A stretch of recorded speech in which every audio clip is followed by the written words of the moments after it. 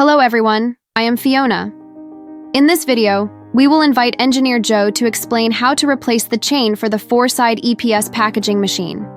1. First, loosen the screws on the chain.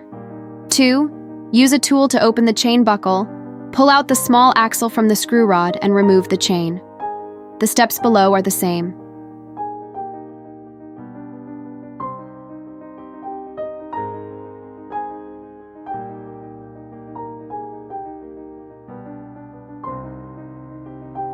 Three. After replacing it with a new chain, thread the small axle at the lower end of the chain into the screw rod and secure it with the chain buckle. 4. Follow the teeth of the sprocket and loop the chain from bottom to top. Fix the small axle at the upper end of the chain, secure the chain buckle, and tighten the screws to complete the replacement. Note: the tightness of the chain should be moderate. If the chain is too tight, it is easy to break. If the chain is too loose, it will make abnormal noises and is easy to fall off the sprocket.